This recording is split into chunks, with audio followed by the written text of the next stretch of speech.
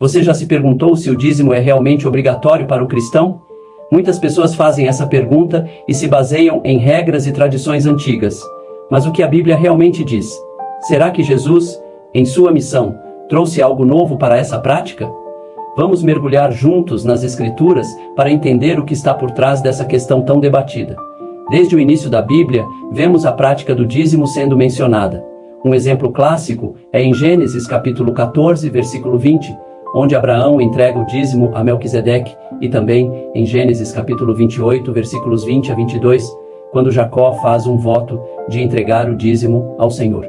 Esses textos são importantes, mas precisamos entender seu contexto. Eles fazem parte da aliança que Deus fez com o povo de Israel no Velho Testamento. Eram normas dadas especificamente ao povo judeu, através de Moisés, para que seguissem durante a vigência da lei. Jesus, ao vir à terra, nasceu sob essa lei. Como diz em Gálatas, capítulo 4, versículos 4 e 5, Deus enviou seu Filho, nascido de mulher, nascido sob a lei, para redimir os que estavam sob a lei. Isso significa que Jesus viveu e cumpriu todas as exigências do Velho Testamento.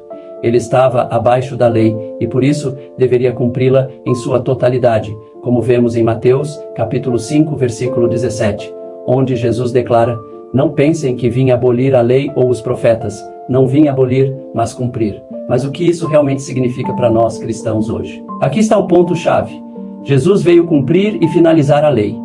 Ele era o testador dessa aliança, ou seja, aquele que veio não apenas para seguir as regras, mas para cumprir a promessa, e com sua morte, inaugurar uma nova aliança, o Novo Testamento. Hebreus capítulo 9, versículos 16 e 17 explica: "No caso de um testamento, é necessário que se comprove a morte daquele que o fez, pois um testamento só é validado após a morte, nunca tendo força enquanto vive aquele que o fez." Portanto, o Novo Testamento, a nova aliança, começa com a morte de Cristo na cruz, não com seu nascimento. É importante entender que o dízimo era parte da lei judaica, e foi dado ao povo de Israel para sustentar os levitas, que não tinham herança na terra. Números, capítulo 18, versículo 21. Mas, no Novo Testamento, quando o Evangelho foi aberto aos gentios, a ênfase não estava mais no cumprimento rigoroso da lei, mas na voluntariedade e generosidade de cada cristão. Como Paulo ensina em 2 Coríntios capítulo 9, versículo 7, cada um dê conforme determinou em seu coração, não com pesar ou por obrigação, pois Deus ama quem dá com alegria. Em Mateus capítulo 23, versículo 23, Jesus critica os fariseus por se apegarem ao dízimo das pequenas coisas, como hortelã, endro e cominho, enquanto negligenciavam aspectos mais importantes da lei, como a justiça, a misericórdia e a fé. Isso mostra que para Jesus, a questão do coração era muito mais importante do que uma regra externa.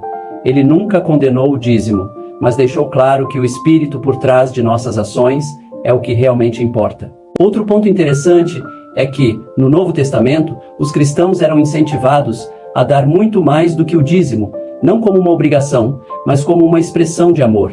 Em Atos, capítulo 4, versículos 32 a 35, vemos os primeiros cristãos vendendo suas propriedades e depositando o dinheiro aos pés dos apóstolos para ser distribuído a todos, conforme a necessidade.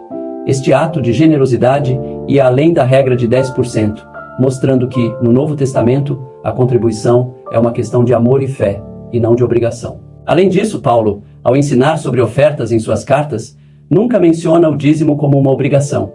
Em 1 Coríntios 16, versículo 2, ele diz: "No primeiro dia da semana, cada um de vocês separe uma quantia, conforme a sua prosperidade." E em 2 Coríntios capítulo 8, versículo 3, vemos os cristãos da Macedônia contribuindo além de suas posses, movidos pelo desejo de ajudar. Isso nos ensina que a generosidade no Novo Testamento é guiada pela graça e não por uma imposição. Portanto, irmãos, podemos ver que no Novo Testamento o dízimo não é uma exigência para o cristão. No entanto, isso não significa que devemos deixar de contribuir.